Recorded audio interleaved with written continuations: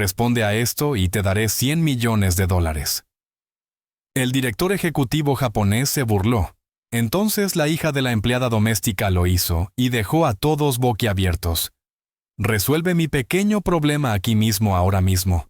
Hazlo y te daré $100 millones. Las palabras rodaron de la lengua de Kenji Tanaka con la precisión cruel de una hoja. El multimillonario director ejecutivo estaba de pie bajo las ecuaciones matemáticas resplandecientes de su propia creación, la llamada conjetura Tanaka, mientras la risa ondulaba entre la multitud del gala. Su objetivo no era un ejecutivo rival ni un profesor, sino una conserje, una madre con un uniforme gris, que había venido solo a limpiar el champán derramado. Sus manos temblaron, su voz se quebró, hasta que otra voz cortó el silencio. Mi madre acepta su oferta. Todas las cabezas se volvieron. Un niño había dado un paso hacia la luz. Lo que empezó como una broma cruel, terminó como un desafío que sacudiría el mundo de las matemáticas. Esta es la historia de cómo la hija de una empleada de limpieza resolvió lo imposible. Antes de sumergirnos, cuéntanos en los comentarios desde dónde nos estás viendo hoy. Nos encanta ver hasta dónde llegan estas historias. Y asegúrate de estar suscrito para no perderte el video especial de mañana. Ahora volvamos al relato. Disfruta la historia. Una pregunta susurrada con desprecio sería respondida con un legado forjado en el silencio. La promesa fue una broma destinada a herir, pero caería sobre una niña que llevaba la historia de los números en el corazón. El atrio del Instituto de Matemáticas de la Universidad Wallace era una catedral del conocimiento. Era un espacio abierto y vasto de 3 pisos de altura con muros de vidrio, que daban a un campus que brillaba bajo las luces suaves del atardecer. Los suelos eran de granito negro pulido, que reflejaba las esculturas abstractas, y las constelaciones de luminarias empotradas como un lago oscuro y quieto. Afuera se aferraba un fresco otoñal, pero dentro hacía calor, lleno del murmullo de conversaciones discretas y del aroma de canapés servidos y libros antiguos. Este era un lugar construido para honrar la mente humana. Los nombres de los mayores matemáticos de la historia estaban grabados en el friso de mármol que circundaba el piso superior. Newton, Euclid, Gauss, Euler. Eran los santos de esta iglesia laica, y esa noche se celebraba un nombre nuevo no por un descubrimiento, sino por una donación. Ese nombre era Kenji Tanaka.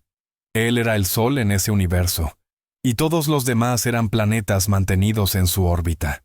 El señor Tanaka era el director ejecutivo de Tanitech, un imperio tecnológico global. Era un hombre moldeado por una inmensa riqueza y poder. Su traje era un susurro de seda oscura tan perfectamente entallado, que parecía haber sido tejido alrededor de su cuerpo. Su cabello era de un negro severo y perfecto, con toques de plata en las sienes. No era un hombre alto, pero su presencia llenaba la sala. Sus ojos agudos e inteligentes no se perdían nada. Barrían a la multitud de profesores patronos y antiguos alumnos adinerados, evaluando, calculando y desestimando en silencio.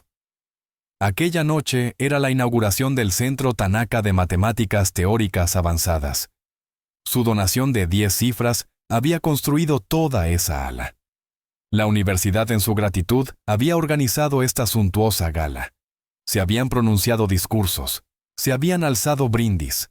El señor Tanaka había sonreído con su sonrisa fina y disciplinada, una sonrisa que nunca llegaba del todo a los ojos. Era la sonrisa de un hombre que no disfrutaba de las cosas, sino que las adquiría. En el centro del atrio, en una enorme pantalla digital de 80 pies, estaba el gran espectáculo de la velada. No era una obra de arte, sino un reto, un monumento a la vanidad intelectual del señor Tanaka. Era un problema matemático de complejidad asombrosa, una serie de ecuaciones y notaciones, que para los no iniciados parecían un denso y hermoso guión alienígena. Se llamaba la conjetura Tanaka.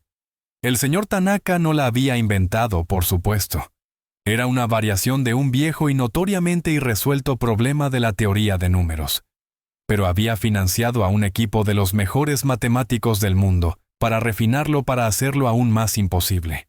Y luego le había puesto su nombre junto con un premio apabullante de $100 millones para cualquiera que pudiera resolverlo. Fue una jugada de relaciones públicas brillante. Lo situaba no solo como un titán de la industria, sino como un mecenas del pensamiento puro, un hombre que lidiaba con los misterios fundamentales del universo. En realidad, el premio era una fortaleza con muros construidos con números imposibles, diseñada para demostrar que solo él era lo bastante poderoso como para siquiera plantear una pregunta así. Los profesores y académicos de la sala echaban un vistazo a la pantalla, negaban con la cabeza con una mezcla de asombro y frustración profesional, y volvían a su vino. Sabían que era una bestia, un problema capaz de devorar una docena de carreras y no dar nada a cambio. Era un tema de conversación, un símbolo de lo inalcanzable. Moviéndose por los bordes de aquel gran evento casi invisible con su sencillo uniforme gris, estaba Susan Miller. Era miembro del personal de limpieza de la universidad, asignada a mantener el gala impecable. Ella se movía con la gracia silenciosa de años, intentando no ser notada. Sus manos, aunque agrietadas y cansadas, eran firmes mientras recogía copas vacías y servilletas de cóctel colocándolas en su carrito de servicio.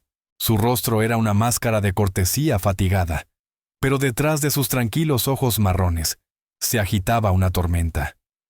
La música suave, el tintinear de las copas y el zumbido bajo de la charla intelectual eran un recordatorio doloroso de un mundo que podía ver, pero al que nunca podría entrar. También era un recordatorio de la montaña de facturas sobre su pequeña mesa de cocina, la mayoría cuentas médicas impresas en un papel duro e implacable, legado del esposo que había perdido 2 años atrás por una enfermedad larga, lenta y costosa. La deuda era un peso físico que se posaba en su pecho cuando intentaba dormir. Era la razón por la que trabajaba en este empleo y en otro los fines de semana limpiando casas. Todo era por su hija Chloe, para conservar su pequeño apartamento, mantener comida en la mesa y darle la única cosa que Susan estaba decidida a ofrecer: una oportunidad, una vida lejos de la callada desesperación de fregar pisos para personas que ni siquiera la miraban. Chloe estaba allí esa noche esperando a su madre en un pequeño salón vacío al final del pasillo. Era una niña tranquila y estudiosa de 12 años. Había llevado su tarea prometiendo no causar problemas. Susan había dudado en traerla, pero no podía pagar una niñera. Chloe tenía la mente brillante y curiosa de su padre y un carácter sorprendentemente serio para su edad. Era la única cosa buena e irrompible que le quedaba a Susan. De pronto, una conmoción interrumpió el ritmo calmado de la velada. Un invitado, un hombre corpulento con chaqueta de tweed, había gesticulado demasiado entusiasmado mientras contaba una historia, y derribó una bandeja de copas de champán de las manos de un camarero. El estrépito del vidrio rompiéndose fue agudo y fuerte, y champán con fragmentos de cristal se esparcieron por el suelo de granito pulido. El accidente ocurrió a solo unos pasos de Kenji Tanaka, que estaba conversando con el rector de la universidad, el Dr. Croft. Se detuvo a mitad de frase, su rostro oscureciéndose de fastidio. La interrupción, el desorden y la repentina ruptura del orden lo ofendieron. Sus ojos agudos buscaron a alguien a quien responsabilizar. El camarero ya balbuceaba disculpas con el rostro pálido de miedo, y el hombre del tweed se mostraba turbado y avergonzado. Pero la mirada de Tanaka pasó de largo sobre ambos, y se posó en el blanco más cercano y conveniente, la mujer del uniforme gris, Susan. Ella estaba al otro lado del derrame, avanzando ya con su carrito para ayudar a limpiar, pero se quedó paralizada al ver sus ojos clavados en ella. «Tú». Su voz no era alta, pero sí tan fría y cortante como los vidrios rotos en el suelo. Atravesó el murmullo que los rodeaba, creando un pequeño bolsillo de súbito silencio. «Esto es tu responsabilidad. Esta área debería mantenerse despejada. Mis invitados no deberían estar expuestos a esta clase de torpeza». El corazón de Susan comenzó a latir con fuerza. «Señor, fue un accidente. Estaba a punto de...» «No estabas haciendo tu trabajo», la interrumpió con la voz impregnada de desprecio. Dio un paso hacia ella. El rector de la universidad parecía incómodo, pero no dijo nada. Nadie contradecía a Kenji Tanaka. A ustedes se les paga para ser invisibles y para asegurarse de que cosas como esta no ocurran. Parece que estás fallando en ambas.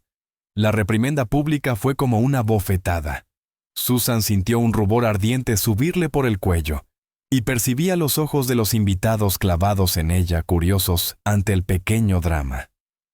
Bajó la mirada al suelo deseando que se abriera y la tragara. Esa era la parte del trabajo que más odiaba, no el trabajo en sí, sino la crueldad casual e irreflexiva de la gente, a la que servía el constante y punzante recordatorio de su posición. Pero Tanaka no había terminado. Era un hombre que disfrutaba haciendo notar un punto, y ahora tenía una audiencia. Una idea teatral y perversa iluminó sus fríos ojos. Con un movimiento de muñeca señaló la enorme pantalla que dominaba el atrio. «Quizá tus habilidades se adapten mejor a otro tipo de limpieza», dijo con una sonrisa cruel. Los invitados se inclinaron hacia adelante percibiendo un espectáculo. «No entiendo, señor», susurró Susan. Eso dijo él señalando la conjetura a Tanaka. «Está desordenado. ¿Un problema?» «Pareces estar rodeada de problemas». El pequeño grupo alrededor rió entre dientes. «Limpias suelos, dejas todo en orden. ¿Por qué no pones eso en orden para mí?» La sugerencia era tan extraña, tan absurdamente insultante, que las risas contenidas se transformaron en carcajadas abiertas. El sonido resonó en el vasto espacio, el sonido de gente rica y poderosa disfrutando de la humillación de alguien a quien consideraban por debajo de ellos. Susan se sintió mareada. No podía comprender el nivel de malicia necesario para burlarse de alguien tan públicamente. «Yo no puedo hacer eso, señor», dijo con la voz temblorosa. «Es matemáticas». «¿Ah, sí? Eso es lo que es», dijo el señor Tanaka fingiendo sorpresa. «Pensé que tal vez era una nueva clase de arte moderno». Las carcajadas crecieron más fuertes. Él lo estaba disfrutando ahora. Decidió escalar el espectáculo. Dio otro paso hacia ella bajando la voz a un gruñido bajo y burlón.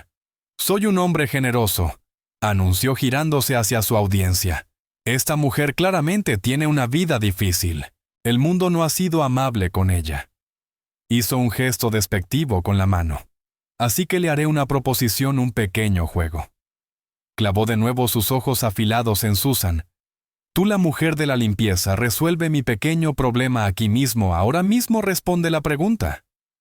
«Si lo haces», sonrió con una mueca depredadora, «te daré el dinero del premio. $100 millones la cantidad completa. Podrías pagar tus cuentecitas con eso, ¿no? Comprar una bonita casa, no volver a limpiar un piso en tu vida. ¿Qué dices?» El atrio estalló. La risa ahora era ensordecedora. Una ola de ridículo se estrellaba sobre Susan. La gente sacaba sus teléfonos queriendo grabar la pura arrogancia del momento, el gran Kenji Tanaka, ofreciendo $100 millones a su conserje si lograba resolver un problema matemático imposible. El remate ya estaba incorporado. Era una historia que contarían durante años. Susan permanecía congelada, atrapada en una pesadilla despierta. Las lágrimas le ardían en el borde de los ojos. Quería correr, gritar, simplemente dejar de existir. Estaba rodeada por una jaula de miradas fijas y carcajadas burlonas. Nunca se había sentido tan completamente indefensa. Entonces, una voz clara y firme como una campana pequeña cortó el ruido. «Mi madre acepta su oferta». La risa se detuvo. Murió tan rápido que fue como si alguien hubiera accionado un interruptor. Un silencio absoluto cayó sobre el atrio. Todas y cada una de las cabezas se giraron hacia la fuente de la voz. De un pasillo que conducía a las aulas, salió una niña. Era pequeña para su edad, con una cascada de cabello rubio pálido y liso que le caía sobre los hombros. Llevaba unos vaqueros sencillos, zapatillas gastadas y una sudadera azul lisa. Era una isla de infancia común en un mar de riqueza y sofisticación adulta. Era Chloe. Había escuchado la conmoción y vino a ver qué ocurría. Caminaba hacia adelante con pasos tranquilos y deliberados. Pasó junto a los profesores atónitos y los donantes adinerados. Su mirada se fijó en una sola persona, Kenji Tanaka. Sus ojos de un azul sorprendentemente brillante no mostraban rastro de miedo. Contenían un fuego frío y concentrado que resultaba desconcertante en alguien tan joven. Se detuvo al lado de su madre. Con suavidad tomó el trapo de la mano temblorosa de Susan y lo dejó sobre el carrito de servicio. Luego tomó la mano de su madre sus pequeños dedos, envolviendo con firmeza los de ella. Kenji Tanaka miró a la niña momentáneamente desconcertado. Su humillación perfectamente escenificada había sido interrumpida por un personaje inesperado.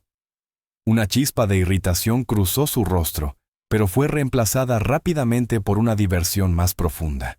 ¿Y tú quién eres?, preguntó con la voz rebosante de condescendencia. Soy Chloe Miller, dijo la niña con voz firme y clara, que se escuchó sin esfuerzo en la sala silenciosa, y en nombre de mi madre acepto su trato. El silencio que siguió a la declaración de Chloe fue diferente al anterior. La burla se había desvanecido, reemplazada por una curiosidad tensa y eléctrica. Ya no era un simple acto de acoso. Era una confrontación. Una niña de no más de 12 años acababa de enfrentarse al hombre más poderoso de la sala. La audacia era sobrecogedora. Susan miró a su hija con el corazón golpeando contra sus costillas como un pájaro atrapado. Chloe no susurró con voz apretada por el pánico. «Cariño, ¿qué estás haciendo? Tenemos que irnos». Intentó soltar su mano para llevar a Chloe fuera del foco, lejos de aquel hombre peligroso. Pero el agarre de Chloe era sorprendentemente fuerte. No miraba a su madre. Sus brillantes ojos azules seguían fijos en Kenji Tanaka. «Usted hizo una oferta pública, señor Tanaka», dijo Chloe con una voz que resonaba con una extraña autoridad adulta. «Usted ofreció a mi madre $100 millones si podía resolver el problema en esa pantalla. Nosotros aceptamos». Por primera vez en toda la noche, Kenji Tanaka pareció inseguro. Había estado jugando un juego cruel con una pieza sin poder, y de repente apareció otra nueva en el tablero, con reglas que él no entendía. Miró a la madre aterrorizada y a la hija desafiante. Podía sentir el peso de un centenar de pares de ojos sobre él. Estaba atrapado por su propia arrogancia.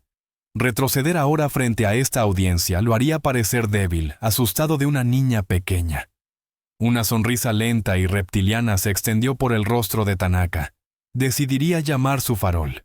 El fracaso sería aún más devastador, la humillación para la madre, y la hija aún más completa. «Muy bien», dijo con la voz retumbante al recuperar el control. «La chica tiene espíritu. Lo admiro». Se volvió hacia la multitud representando el papel de un mecenas magnánimo. «¿Todos lo han oído?» La hija de la conserje acepta el reto en nombre de su madre. Unas risas nerviosas y dispersas recorrieron a los invitados.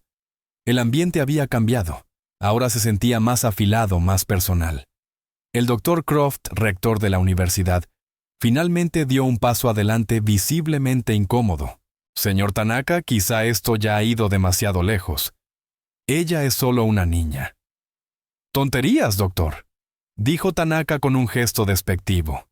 «La niña quiere jugar. Veamos qué puede hacer. Será educativo para todos». Sus ojos brillaron con malicia. «El escenario es tuyo, pequeña». Hizo un gesto grandilocuente hacia la enorme pantalla al frente del atrio. Chloe apretó por última vez la mano de su madre, transmitiéndole calma. «Está bien, mamá», susurró tan suavemente que solo Susan pudo oírlo. Él hizo una promesa. Todos lo escucharon. Luego soltó la mano y caminó hacia el estrado donde estaba el panel de control de la pantalla. La multitud se abrió para dejarla pasar, un mar silencioso de smokines y vestidos de gala. Su pequeña figura con la sudadera y los vaqueros sencillos parecía increíblemente frágil frente al telón de fondo de tanta riqueza y grandeza intelectual. El señor Tanaka cruzó los brazos, la imagen misma de la confianza arrogante. Sus socios sonreían con sorna, ya imaginando el resultado patético. Se la imaginaban mirando en blanco la pantalla o garabateando un dibujo infantil antes de romper en llanto. Esperaban una comedia, pero Chloe no se dirigió directamente al panel de control. En cambio, se detuvo a unos 6 metros de la pantalla y comenzó a caminar lentamente de un lado al otro. Sus pasos eran silenciosos sobre el suelo de granito. Con la cabeza ligeramente inclinada hacia arriba, sus ojos no contemplaban la pantalla con asombro infantil, sino con una concentración intensa y estrecha, recorriendo la compleja red de ecuaciones con una seriedad profundamente inquietante. No solo la miraba, la estaba leyendo. Se detuvo en el extremo derecho de la pantalla, luego caminó hacia el extremo izquierdo. Estaba asimilando el problema en su totalidad, viendo su forma, su estructura. Un profesor de matemáticas en la primera fila murmuró a un colega: «¿Qué está haciendo?» «No es un cuadro». La sonrisa de Tanaka se ensanchó. La absurdidad era más rica de lo que había imaginado. «¿Tienes problemas para encontrar un punto de partida pequeña?», preguntó con voz cargada de fingida simpatía. Chloe lo ignoró por completo. Terminó su lento recorrido y se dirigió al pequeño atril del estrado. Sobre él había un lápiz óptico inalámbrico para interactuar con la pantalla digital. Lo tomó, sosteniéndolo en su pequeña mano, sintiendo su peso la herramienta de un matemático moderno. Se giró hacia la pantalla. Durante un largo momento permaneció allí de pie con los ojos cerrados. La sala estaba tan silenciosa que se podía escuchar el zumbido tenue de los servidores en el sótano del edificio. Los invitados intercambiaron miradas confusas. No era el fracaso torpe y lloroso que les habían hecho esperar. Esto era otra cosa, algo extraño. La calma de la niña era desconcertante. Se sentía antigua, fuera de lugar en un cuerpo tan joven. Era la calma de un gran maestro antes de la primera jugada, la de un compositor que escucha toda la sinfonía en su mente antes de escribir la primera nota. Susan observaba a su hija el corazón, un doloroso torbellino de terror y una extraña inexplicable chispa de esperanza. Había visto a Chloe así antes, pero nunca en un lugar como ese. En casa, Chloe podía pasar horas con los viejos libros universitarios de su padre, llenos de símbolos que Susan nunca entendió. Llenaba cuadernos con su elegante y precisa caligrafía, cubriendo páginas enteras con ecuaciones. Susan siempre había pensado que era un juego, una manera de que Chloe se sintiera cerca del hombre brillante y bondadoso, al que seguía echando tanto de menos. Nunca imaginó que fuera algo más. Tras un largo momento de silencio, Chloe abrió los ojos. Avanzó hacia la pantalla que se erguía sobre ella como un muro negro de complejidad infinita. Con un movimiento suave y practicado, apoyó el lápiz en la superficie. Esta cobró vida un pequeño cursor brillante parpadeando en la oscuridad.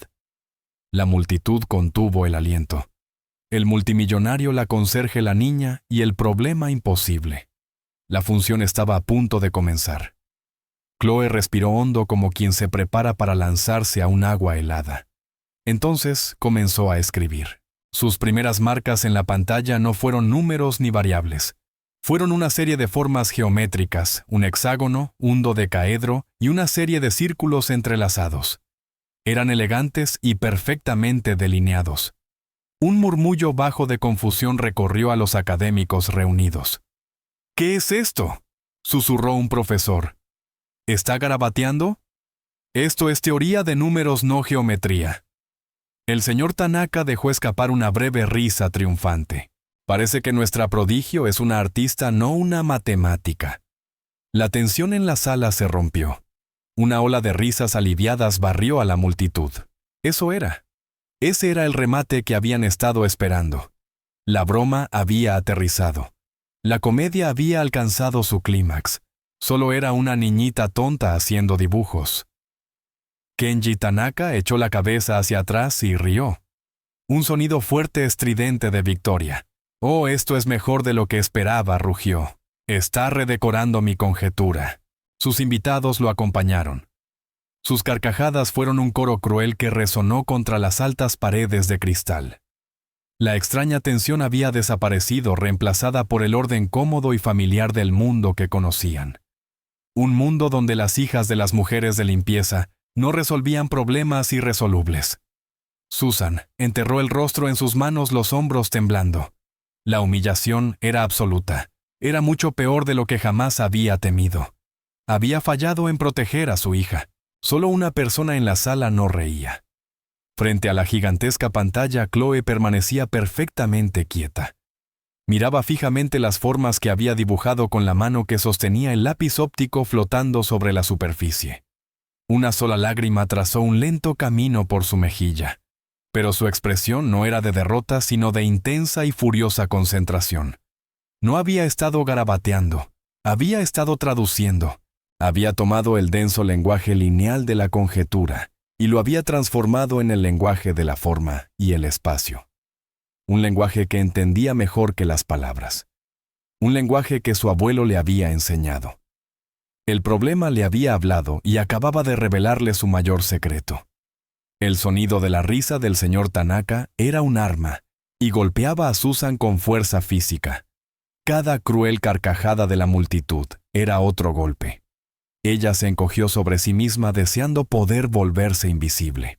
Todo lo que veía era a su hija una pequeña figura desafiante, rodeada por el símbolo luminoso de su humillación. Pero a través de la neblina de su propia vergüenza, vio que Chloe no estaba rota. Su hija ni siquiera miraba a la multitud que reía. Su enfoque estaba por completo en la pantalla en una profunda y silenciosa comunión con el rompecabezas frente a ella. La risa empezó a apagarse mientras Chloe volvía a moverse. Los murmullos de confusión regresaron. Tocó la pantalla con el lápiz óptico y con unos pocos trazos rápidos y firmes, comenzó a conectar los vértices de las figuras que había dibujado. Líneas se entrecruzaban en la pantalla creando una nueva red más compleja. Luego, en cada intersección, empezó a escribir números ecuaciones. Los académicos de la sala se inclinaron hacia adelante, sus expresiones cambiando de diversión a curiosidad y luego a incredulidad. Un momento susurró un joven profesor en la primera fila con los ojos muy abiertos. «Mira esa notación. Es una transformada de Fourier pero aplicada a un grupo poliédrico. Eso se supone que no es posible».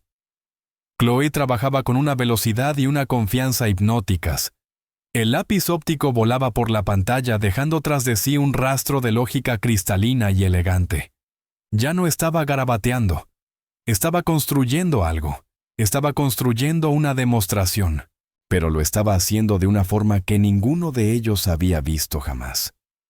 Estaba tejiendo ramas dispares de las matemáticas, geometría, teoría de números. Álgebra abstracta como si fueran hilos de un único y hermoso tapiz. La risa de Kenji Tanaka se había detenido por completo. Observaba con una delgada sonrisa ilegible congelada en su rostro. Sus brazos seguían cruzados, una postura de aparente superioridad relajada, pero sus ojos estaban entrecerrados. Esto no estaba en el guión. El aire en el atrio se volvió espeso con un nuevo tipo de tensión. La diversión había desaparecido, reemplazada por una profunda e inquietante sensación de asombro. «¿Qué está haciendo esta niña?», dijo el joven profesor, ahora con la voz llena de reverencia. Le hablaba al Dr. Croft, el rector de la universidad, que permanecía a su lado igualmente hipnotizado. No lo está resolviendo de frente. Lo está flanqueando. Ha redefinido el espacio dimensional del problema. En esencia, lo ha traducido a otro lenguaje matemático. Un lenguaje donde las paradojas se resuelven solas. El Dr. Croft miró fijamente a la pequeña. «¿Quién es ella?», susurró. Chloe estaba en su propio mundo ahora. La sala, la gente, la presión, todo se había desvanecido. Solo existía el problema. El hermoso, complejo y maravilloso problema. Podía sentir las piezas encajando, la lógica fluyendo a través de ella como música. Era una sensación que conocía bien, la sensación de claridad, de ver la estructura profunda y oculta de las cosas. Era su don.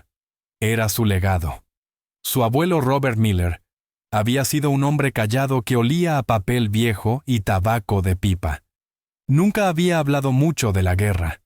Él había sido un descifrador de códigos, uno de los genios silenciosos que trabajaron en secreto, librando una guerra de números y patrones.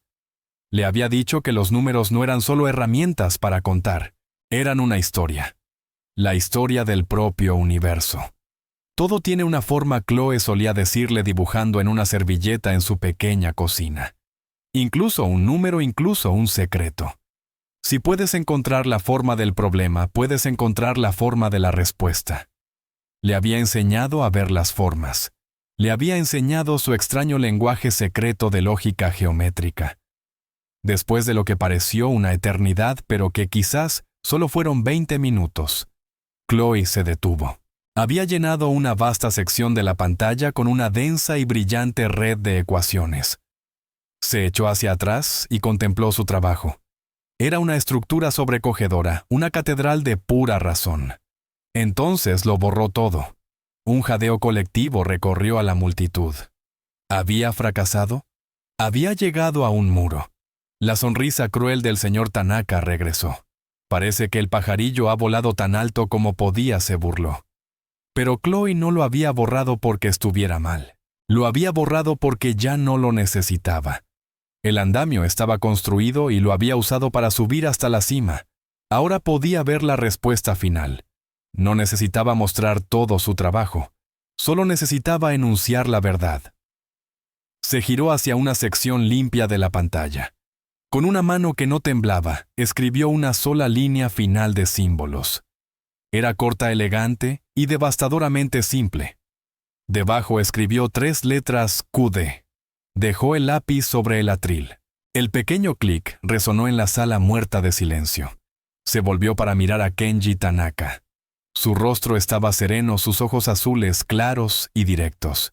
Tenía una mancha de luz de la pantalla en la mejilla. Ahí está, dijo. Su voz no era jactanciosa. Era una simple declaración de hecho. La respuesta. Una ola de absoluta incredulidad recorrió a la multitud. Era imposible. No podía ser tan simple. Las mentes más brillantes del mundo habían luchado con ese problema durante décadas. Ella lo había resuelto en menos de media hora, y su demostración final era una sola línea. Un hombre alto y anciano de cabello blanco alborotado y ojos bondadosos e inteligentes se abrió paso hasta el frente. Era el Dr. Alistair Finch, profesor visitante de Cambridge y ganador de la medalla Fields, el mayor honor en matemáticas. Era sin duda el matemático más respetado del edificio. Miró fijamente la línea en la pantalla con la boca entreabierta. Se acercó entornando los ojos siguiendo la lógica en su mente. Los segundos se estiraron como una eternidad. Toda la sala aguardaba su veredicto. Finalmente se apartó de la pantalla. No miró a la multitud, sino a la pequeña niña rubia que estaba en el estrado. Su expresión era de asombro profundo sacudido hasta el alma. «Dios mío», susurró con la voz cargada de emoción. Luego se volvió hacia el público silencioso. «Es correcto», dijo con la voz creciendo en fuerza. «No solo es correcto, es revolucionario. Su simplicidad es lo más hermoso que he visto en mi vida». La sala estalló. Esta vez no era risa. Era una ola espontánea y atronadora de aplausos mezclados con gritos de incredulidad y jadeos de asombro. Los profesores, los benefactores, los exalumnos. Todos estaban de pie aplaudiendo, vitoreando, mirando a la pequeña niña con la sudadera azul como si acabara de realizar un milagro. Porque lo había hecho. Susan se dejó caer en una silla cercana, sus piernas ya incapaces de sostenerla. Las lágrimas fluían libremente ahora, pero no eran de vergüenza. Eran de shock, de alivio, de un amor feroz y abrumador por su extraordinaria hija. Pero el sonido más fuerte en la sala era el silencio de un solo hombre. Kenji Tanaka estaba de pie como si se hubiera convertido en piedra. Su rostro estaba blanco, su mandíbula floja, sus ojos abiertos de par en par, con un horror que iba mucho más allá de la pérdida de dinero. Esto era una ejecución pública de su arrogancia. Había construido su mundo sobre la base de su propia superioridad. Y una niña de 12 años acababa de demolerlo frente a todos los que le importaban. Las mismas leyes del universo, sentía, lo habían traicionado personalmente. Chloe cruzó el estrado hasta quedar justo frente a él. Extendió su mano vacía, la palma hacia arriba. Su voz, cuando habló, fue baja, pero cargaba con el peso de una jueza dictando sentencia. «Usted hizo una promesa, señor Tanaka». El mundo de Kenji Tanaka se había reducido a 2 cosas: el rostro de la pequeña frente a él y el peso aplastante de $100 millones. Su mente, un instrumento afinado para calcular riesgos y maximizar ganancias, estaba colapsando. Los números no cuadraban. Las variables eran imposibles. La hija de una conserje, una burla pública ridícula, un problema irresoluble. Nada encajaba. Se quedó mirando la mano extendida de Chloe. Era pequeña, limpia y firme. Era la mano de una niña, pero en ese momento tenía más poder que toda la junta directiva de Tanaka. Era la exigencia de una deuda que él nunca había pensado pagar, una deuda forjada en su propia burla pública. Su primer instinto fue arremeter, llamarla tramposa, alegar que era un truco, una farsa premeditada. Pero al mirar más allá de ella hacia el mar de rostros en la multitud, vio que eso era imposible. Vio la expresión arrebatada en el rostro de Alistair Finch, un hombre cuya reputación era tan sólida como las verdades matemáticas que estudiaba. Vio a los profesores de la universidad asintiendo entre sí, sus rostros iluminados por la emoción del descubrimiento. Vio a los invitados, sus invitados, mirándolo con una mezcla de asombro hacia la niña y una fría curiosidad expectante hacia su respuesta. Todos habían sido testigos. Él había preparado el escenario, escrito el guión y elegido a los actores. Simplemente esperaba un final distinto. «Esto es absurdo», logró decir al fin con la voz enronquecida y ahogada. Ya no tenía su tono habitual de mando. Sonaba como un rey al que un peón acaba de darle jaque mate. «Usted hizo una oferta, señor Tanaka», dijo el Dr. Croft, el rector de la universidad, dando un paso al frente. Su timidez anterior había desaparecido, reemplazada por una postura firme y protectora. Se colocó un poco detrás de Chloe, un guardián silencioso. Un contrato verbal ante más de 100 testigos. Era una figura retórica, silbó Tanaka, perdiendo la compostura. «Una broma. No puede exigirme que cumpla eso». El Dr. Finch avanzó con sus amables ojos ahora duros como diamantes. «Una broma, señor Tanaka». Le pareció divertido humillar públicamente a una trabajadora y a su hija. Usó la plataforma de esta gran universidad, un lugar de aprendizaje e integridad, para montar una obra cruel de teatro con fines de entretenimiento personal. Y usó mi campo, mis hermosas matemáticas, como su arma. Señaló la pantalla donde la única línea elegante de la prueba de Chloe seguía brillando. «Eso no es una broma. Eso es una obra de genio, un regalo». Y esta niña dijo con voz resonante de autoridad: «Acaba de darle a esta institución un descubrimiento más valioso que toda su donación. Un descubrimiento que usted intentó mancillar con su mezquina crueldad». La multitud murmuró en acuerdo. La marea de la opinión se había vuelto completamente en su contra. Ya no era el benefactor poderoso, era el villano de la historia.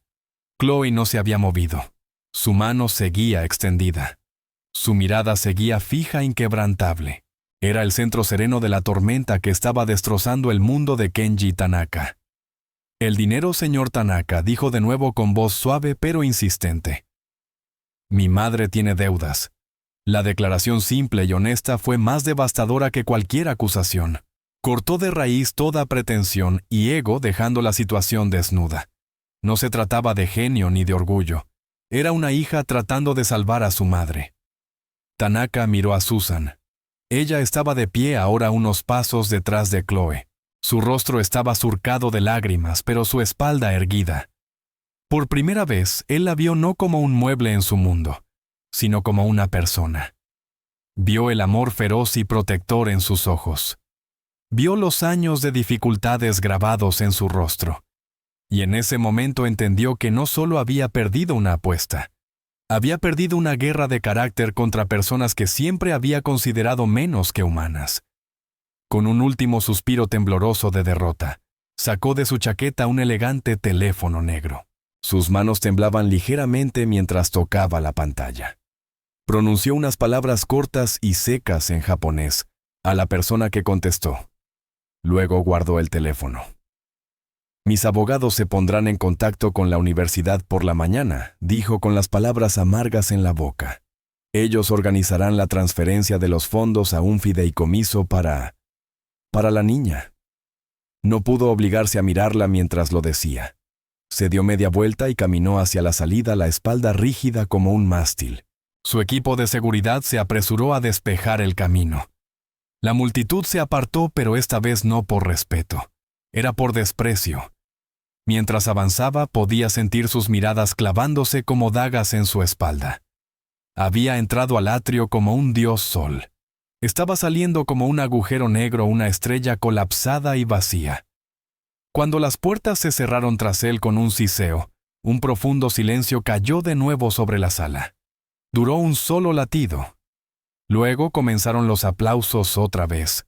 Era un sonido cálido, genuino y jubiloso. Era para Chloe. Profesores y benefactores la rodearon sus voces, una confusa mezcla de felicitaciones y preguntas emocionadas. ¿Cómo viste esa relación geométrica? ¿Has estudiado cálculo tensorial? ¿Cuál es tu nombre, jovencita Chloe? Parecía abrumada por la atención súbita e intensa. Dio un paso atrás, su compostura empezando por fin a resquebrajarse. Buscó a su madre con la mirada. Susan se abrió paso entre la multitud y rodeó con sus brazos a su hija, abrazándola con fuerza. «Está bien, cariño», susurró en el cabello rubio de Chloe. «Se acabó. Lo lograste». Chloe enterró el rostro en el uniforme de su madre. El olor a ropa limpia y trabajo duro era un consuelo familiar. «Solo quería que dejara de ser malo contigo, mamá», murmuró. El doctor Finch se acercó a ella, su sonrisa era suave. Se dirigió a la multitud de académicos. «Démosle a la joven y a su madre un poco de espacio. ¿De acuerdo? El genio necesita respirar». Con gracia, apartó a los felicitadores dejando a Susan y a Chloe en una pequeña burbuja tranquila. «Su hija, señora Miller», dijo a Susan con voz llena de una profunda calidez paternal. «Es una persona muy especial. Nunca he visto nada parecido». Susan bajó la mirada hacia la cabeza de Chloe, con el corazón ardiendo de un amor tan feroz que dolía. Yo no entiendo nada de esto», confesó. «Su padre, mi esposo, amaba las matemáticas. Era ingeniero. Chloe tiene todos sus libros viejos. Pensé que solo estaba jugando». «Esto no es un juego, señora», dijo suavemente el doctor Finch. «Esto es una sinfonía». Miró a Chloe. «¿Dónde aprendiste a pensar así, querida? Ese método es tan poco convencional, tan elegante». Chloe asomó el rostro desde el abrazo de su madre. Miró al anciano amable a sus ojos inteligentes y curiosos, y se sintió segura. «Mi abuelo me enseñó», dijo en voz baja. «¿Tu abuelo?», preguntó Finch intrigado. «Era matemático», Chloe negó con la cabeza. «Era soldado. Era descifrador de códigos en la Guerra Fría». La declaración quedó suspendida en el aire, una pieza de un rompecabezas que Finch no sabía que existía. Un descifrador de códigos. Tenía un extraño sentido. La Guerra Fría había sido una guerra secreta librada con lógica y patrones. Una guerra de mentes. Los descifradores no solo resolvían problemas, buscaban el lenguaje oculto bajo ellos. Buscaban la forma del secreto. Me dijo. «Todo tiene un nombre secreto», continuó Chloe con la voz un poco más firme al recordar. «Dijo que si puedes aprender su verdadero nombre, tienes poder sobre él. Números, problemas secretos, todos tienen un nombre. Solo hay que escucharlo de la manera correcta». Su abuelo Robert Miller había sido un fantasma. Había pasado 30 años de su vida en una sala sin ventanas, escuchando la estática del mundo, buscando los susurros de los códigos enemigos. Había aprendido a ver patrones en el caos, a encontrar sentido en el ruido aleatorio. Cuando se retiró el silencio del mundo civil, fue ensordecedor.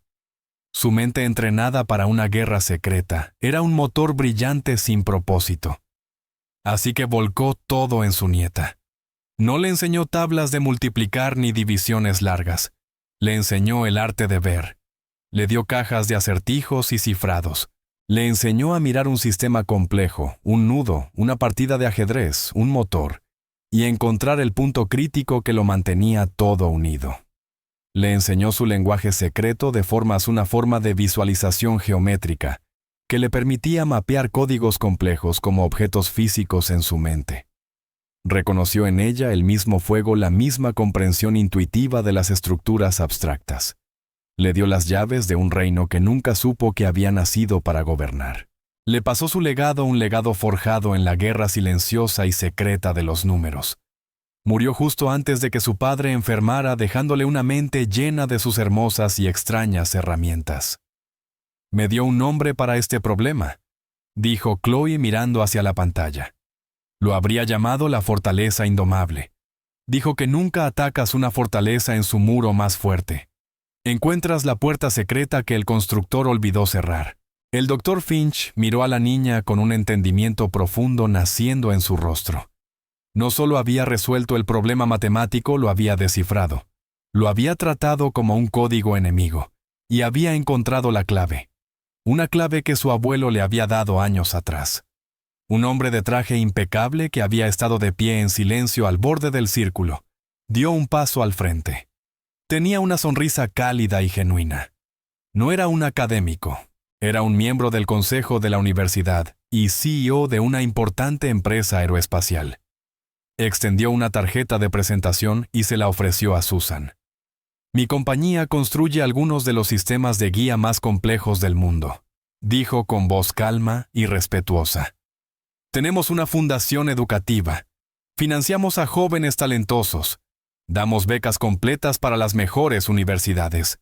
MIT, Caltech, Princeton, donde quiera que su hija quiera ir. Cuando sea mayor, quiero que me llame. Nosotros pagaremos todo.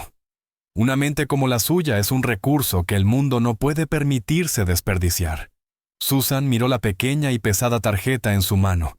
Luego levantó la vista hacia el hombre amable que sonreía.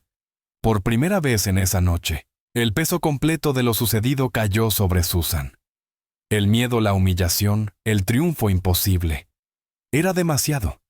Lágrimas de pura y absoluta esperanza inundaron sus ojos. La montaña de facturas médicas en la mesa de su cocina de repente parecía una colina pequeña. El futuro, que había sido un túnel oscuro y aterrador, ahora tenía una luz brillante y cegadora al final. Tomó la tarjeta. «Gracias, señor», susurró con la voz entrecortada por la emoción. Él asintió, luego miró a Chloe con admiración. «Tu abuelo estaría muy orgulloso de ti, jovencita». Susan y Chloe salieron del atrio dejando atrás a una multitud de intelectuales atónitos y al fantasma del orgullo de Kenji Tanaka. Respiraron el aire fresco y frío de la noche. Las luces de la ciudad parecían brillar un poco más. El peso de su deuda, de su miedo, no había desaparecido, pero se había transformado. Ya no era una cadena que las mantenía abajo, sino una historia que contar. La historia de cómo la dignidad silenciosa de una madre y el genio oculto de una hija habían enfrentado a un abusón y ganado. Caminaron de la mano por los jardines cuidados del campus. No hablaron. No lo necesitaban. En el espacio tranquilo entre ellas podían sentir la presencia de los dos hombres que habían perdido un ingeniero brillante y bondadoso, y un descifrador de códigos silencioso. Esa noche, su legado había sido honrado. Y en el atrio silencioso, un equipo de conserjes limpiaba los últimos fragmentos de vidrio de la champaña derramada que había iniciado todo. La pantalla gigante había sido apagada, pero en la mente de todos los presentes, la imagen de una sola línea hermosa de lógica. Seguía ardiendo intensamente, un testimonio de que a veces las verdades más poderosas se pronuncian con las voces más suaves. El camino de regreso a casa fue un viaje a través de un sueño. El campus universitario, con sus majestuosos edificios de piedra y jardines cuidados, parecía pertenecer a otro mundo, uno que solo habían visitado. Susan y Chloe caminaron lado a lado con las manos fuertemente entrelazadas. El silencio entre ellas no estaba vacío, estaba lleno del rugido ensordecedor de todo lo que acababa de suceder. Susan seguía tocando la tarjeta de presentación en su bolsillo. El cartón grueso y firme se sentía como el único objeto sólido, en un mundo que de repente se había vuelto líquido. Era un talismán, la prueba de que la noche había sido real. Una beca completa. MIT Caltech. Palabras que solo había visto en películas. Posibilidades que siempre habían pertenecido a los hijos de otros. Cuando llegaron a su pequeño apartamento en el segundo piso, la vista familiar de la puerta azul desgastada fue a la vez un consuelo y un choque. Se veía exactamente igual, pero ellas eran diferentes. El aire dentro olía a su vida, a libros viejos, al limpiador, con aroma a limón, que Susan usaba al tenue olor persistente de la sopa que habían cenado 2 noches atrás. Era el olor de la lucha de arreglárselas con lo poco que tenían. Cuando Susan cerró la puerta con llave, la presa de su compostura finalmente se rompió. Se apoyó contra la puerta y se dejó deslizar hasta el suelo los hombros, sacudidos por sollozos silenciosos y desgarradores. Era demasiado. El terror de la confrontación, la profunda humillación, el cegador impacto del triunfo de Chloe. Y ahora, la luz naciente y aterradora de la esperanza. Chloe se arrodilló frente a ella con su joven rostro marcado por la preocupación. Puso sus pequeños brazos alrededor del cuello de su madre. ¿Hice algo mal? Mamá Susan la atrajo con un abrazo feroz, enterrando el rostro en el cabello de su hija. No, cariño, no logró decir entre lágrimas. Hiciste todo bien. Fuiste tan valiente. Yo solo, no puedo creerlo. Se quedaron así por mucho tiempo. 2 sobrevivientes aferrándose la una a la otra en la orilla después de un naufragio. Los $100 millones seguían siendo un número abstracto imposible. Pero el alivio, el crudo y visceral alivio de un futuro repentinamente despejado de su obstáculo más monstruoso, eso era real. La deuda médica que había sido un peso asfixiante sobre el pecho de Susan durante 2 largos años, se había desvanecido en el espacio de 20 minutos. «Fue tan malo contigo», dijo Chloe con la voz ahogada contra el hombro de su madre. «Te hizo ver tan pequeña». Quería hacerlo ver pequeño a él. Susan se apartó limpiándose los ojos con el dorso de la mano. Miró a su hija, a ese fuego protector, en sus brillantes ojos azules, y vio no solo a una niña, sino el legado de 2 buenos hombres, la inteligencia bondadosa de su esposo, y la fuerza silenciosa e inquebrantable de su padre. ¿Lo lograste, cariño?, dijo con una sonrisa entre lágrimas. Creo que lo hiciste sentir muy pequeño de verdad. A la mañana siguiente su mundo explotó. La historia estaba en todas partes. Era el tipo de narrativa humana con la que sueñan los medios. El multimillonario, la conserje, y la niña prodigio. La hija de 12 años de una conserje universitaria resuelve lo imposible. Derriba una conjetura, gritaba un titular. Multimillonario. Humillado públicamente, obligado a pagar premio de $100 millones, gritaba otro titular. El pequeño edificio de apartamentos donde vivían fue sitiado por furgonetas de noticias. Periodistas acampaban en el césped lanzando preguntas cada vez que alcanzaban a ver una sombra tras las cortinas. La universidad, guiada por el Dr. Croft y el Dr. Finch, actuó rápidamente para protegerlas. Las alojaron en una suite privada y tranquila en el hotel de invitados de la universidad y se encargaron de todas las consultas de los medios. Abogados designados por el departamento fiduciario de la universidad aparecieron para gestionar la transferencia financiera. Fue un torbellino abrumador para Susan. El momento más surrealista llegó 3 días después de la gala. Estaba sentada con un abogado amable y de voz suave llamado Sr. Gable, en una oficina tranquila de la universidad. Él deslizó una tableta sobre la mesa de caoba pulida hacia ella. En la pantalla había un estado de cuenta bancario. Era una cuenta a nombre de Chloe en fideicomiso. En la parte superior de la pantalla había un número $100 millones. Susan lo miró fijamente. Repasó el número con su dedo. Los ceros parecían extenderse hasta el infinito. No era real. No podía serlo. «Lo primero que queremos hacer, señora Miller», dijo suavemente el señor Gable, «es saldar sus pasivos pendientes. Si tiene una lista de las deudas médicas». Su mano tembló mientras sacaba de su bolso un fajo de papeles gastados y doblados. Eran las facturas consolidadas finales de la larga enfermedad de su esposo. Los números en esas páginas la habían perseguido en sueños durante 2 años.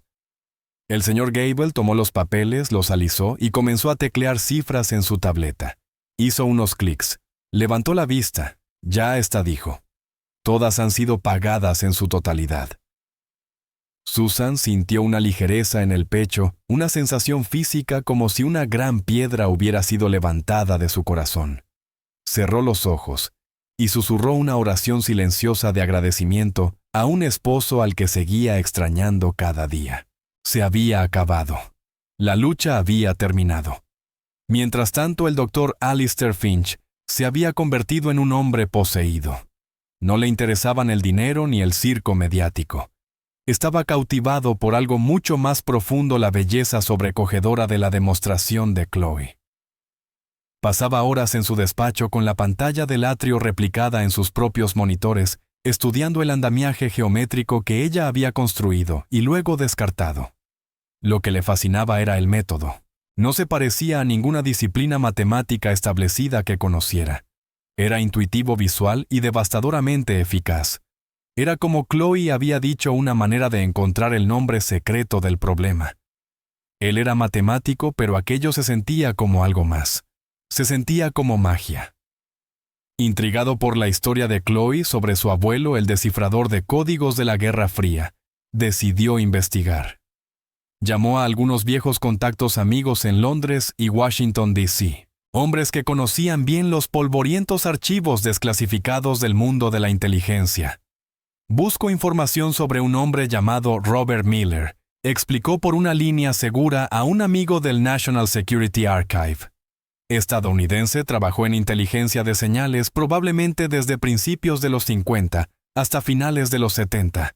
Es un nombre común, Alistair, respondió su amigo, y ese es un periodo muy secreto. ¿Qué hacía? ¿Eso es lo curioso?, dijo Finch mirando las ecuaciones brillantes en su pantalla. Creo que pudo haber inventado un nuevo tipo de matemáticas. Una semana después, llegó a la oficina universitaria del Dr. Finch, un grueso sobre manila sin remitente. Dentro había fotocopias de documentos fuertemente censurados. La mayoría eran jerga técnica e informes tachados. Pero un documento, un memorando interno parcialmente desclasificado de 1978, hizo que al viejo profesor se le detuviera el corazón. El memo era una evaluación final de desempeño de un analista llamado Robert Miller, escrita con motivo de su jubilación. Lo describía como un talento singular, con un método analítico profundamente poco convencional, pero altamente eficaz. Mencionaba su papel crucial en la ruptura de un complejo cifrado soviético, conocido solo como Zaratustra. Pero fue el anexo lo que hizo que la sangre de Finch se enfriara. El anexo contenía una muestra del trabajo de Miller, una página manuscrita de notas. En ella había una serie de formas geométricas, hexágonos y dodecaedros entrelazados en un patrón complejo. Era una versión embrionaria y simplificada del mismo lenguaje visual que Chloe había usado en la pantalla. Y había un documento más, una sola página apenas legible de un archivo diferente. Era una nota sobre el cifrado Zaratustra. Mencionaba que se creía que el cifrado había sido comprometido no por la inteligencia aliada, sino mediante espionaje industrial a finales de la década de 1980, cuando la Guerra Fría comenzaba a deshielarse. Una corporación tecnológica japonesa, entonces un contratista de defensa incipiente, había adquirido partes del código fuente de Zaratustra a través de canales ilícitos. El nombre de esa corporación era Tanitech. El doctor Finch se recostó en su silla las piezas del rompecabezas, encajando con una terrible y hermosa claridad. Kenji Tanaka no había inventado su conjetura de la nada. No había elegido un problema sin resolver al azar. Había encontrado algo en los archivos sellados de la propia historia oscura de su compañía, un fragmento de un brillante pero roto código soviético. Un código tan complejo, tan avanzado, que incluso con la clave parcial, sus propios matemáticos no pudieron descifrarlo por completo. No entendían su lógica subyacente. Viendo su imposibilidad como una marca de genialidad, Tanaka, en su suprema arrogancia, lo había pulido, lo había reformulado como un problema de teoría de números pura, y le había puesto su propio nombre. Había convertido una pieza robada de una guerra secreta en un monumento a su intelecto confiado, en que nadie en el mundo podría resolverlo, porque su verdadero contexto, su lenguaje secreto, se había perdido en la historia. Nunca imaginó que el hombre que había roto el código en primer lugar tendría una nieta, y que él le había enseñado su lenguaje secreto. Unos días después, el Dr. Finch invitó a Susan y a Chloe a su despacho. Era una sala cálida y cómoda revestida de libros del suelo al techo. Los hizo sentar y con una voz suave y tranquila les contó lo que había descubierto. Les mostró las copias de los documentos, la página con las formas familiares y elegantes de Robert Miller. Susan escuchó con la mano en el hombro de Chloe, mientras en su rostro nacía una profunda sensación de asombro. Su padre, el hombre callado y sencillo que olía a tabaco de pipa y amaba resolver crucigramas, había sido un guerrero silencioso en una guerra secreta. Chloe miró los papeles, la caligrafía de su abuelo. Sintió una conexión profunda y resonante, la sensación de que la historia cerraba un círculo. Ya no era solo su victoria, era la de él. Entonces el problema, dijo Susan, intentando comprender la magnitud de todo. No era solo un problema matemático al azar. No respondió el doctor Finch con los ojos brillando. Era un fantasma. Era una parte de la historia de su padre, señora Miller. Un secreto que él descifró hace décadas. El señor Tanaka robó la cerradura, puso su nombre en ella, y desafió al mundo a encontrar una llave que creyó que ya no existía. Miró a Chloe con una expresión mezcla de admiración académica y asombro humano puro. Pero olvidó tener en cuenta la sangre del creador de llaves. La verdad se posó sobre ellas hermosa y completa. Los $100 millones ya no eran solo un premio ganado en un momento de desafío. Era una deuda de la historia pagada a través de generaciones. Era el universo equilibrando sus cuentas. Kenji Tanaka, en su esfuerzo por humillar a una mujer pobre, había devuelto inadvertidamente una pieza robada de propiedad intelectual a su legítima heredera con $100 millones en intereses. La pieza final de la ironía encajó perfectamente.